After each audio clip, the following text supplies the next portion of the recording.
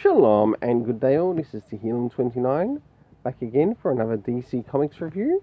And in this DC comic review, I will be reviewing Titans United, issue 2 of 7, even though I've already reviewed issue 3, but you'll get to see that when it shows up on the channel.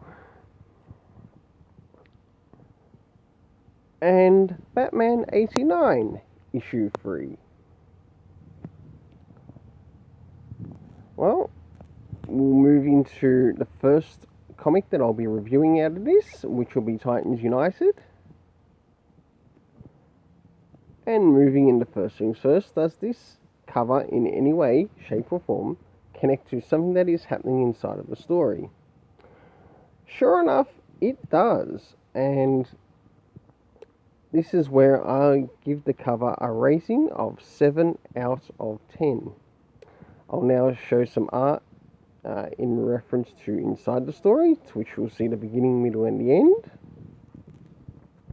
Starting now. Now this is some of the art around the beginning, and as you can see we've got Beast Boy up against one of the villains. We've got Nightwing in the team, which is also made up of Red Hood. And as you can see we've got the appearance of Superboy.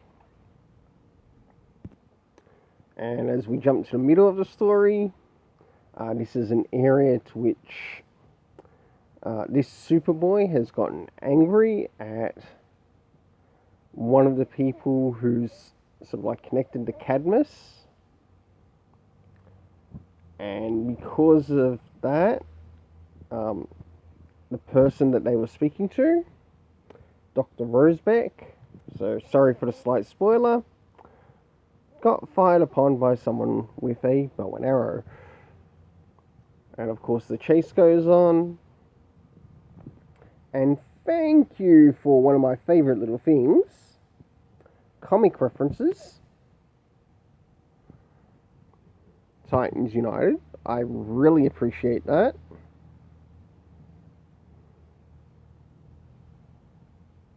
Now I'll jump towards the end of the story.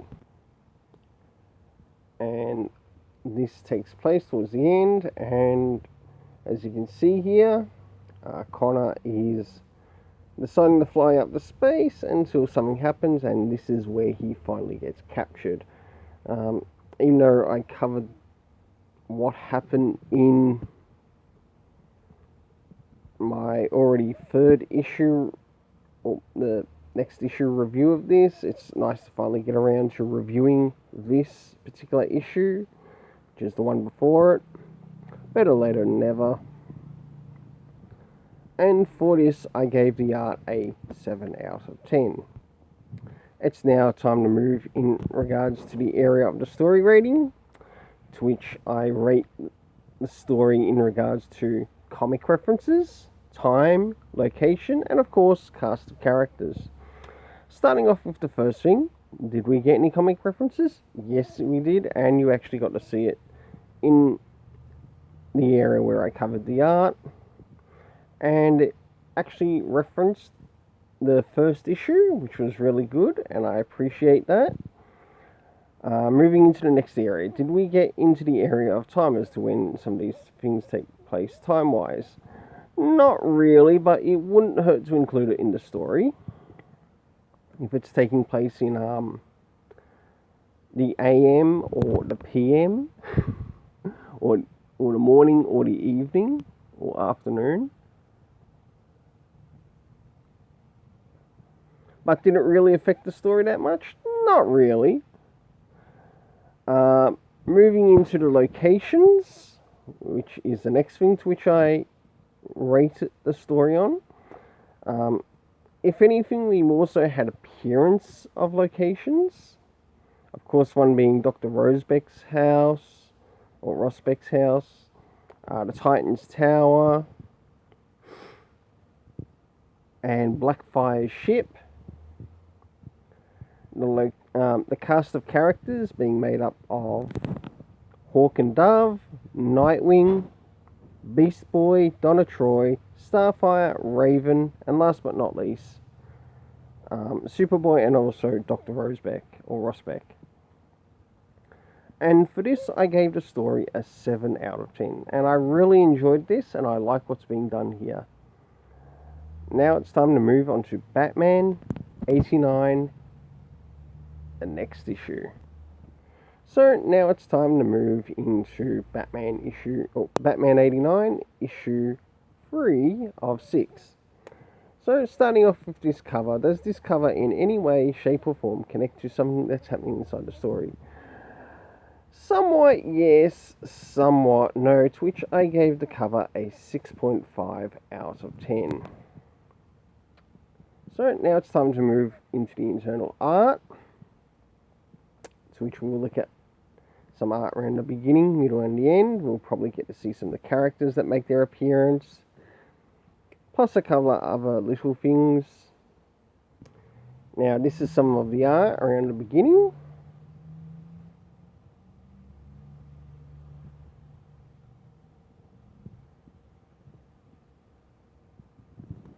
I'll now move towards middle. In this one, we get the appearance of someone who calls himself Commissioner Gordon.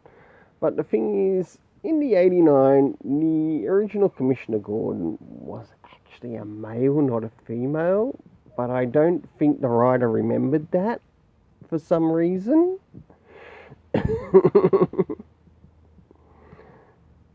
now it's time to jump towards the middle. And in this couple of panels, we've got Bruce Wayne, we've got Drake, Harvey Bullock, and of course we got Selina Kyle making her presence known. We can't forget good old Alfred. So now to move towards the end. And as you can see here, we've got Batman and Catwoman.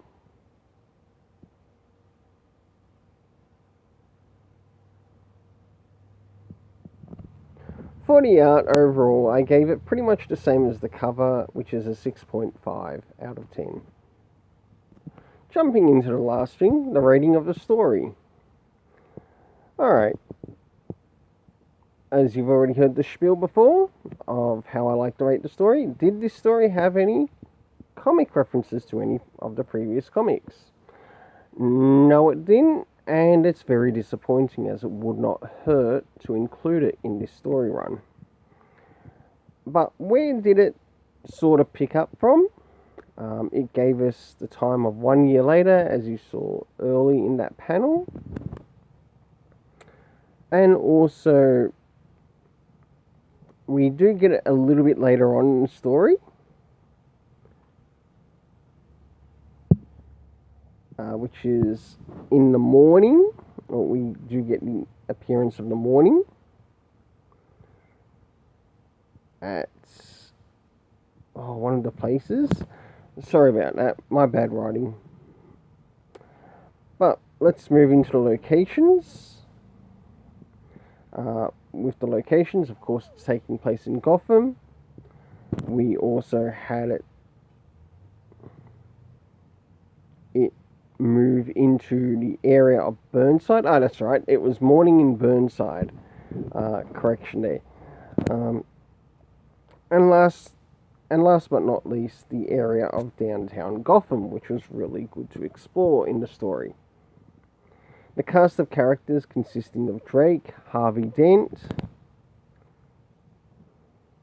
We had the female Commissioner Gordon, which should really be the male Commissioner Gordon. We had Barbara. We had Bruce Wayne Batman, Harvey Bullock, Alfred, and last but not least, Catwoman making their appearances.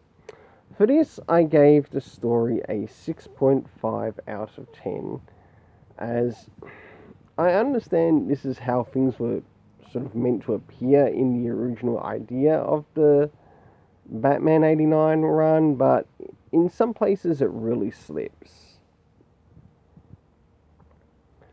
And that's why it gets 6.5 out of 10. Well, until then, let's keep it colourful and have yourself an awesome day.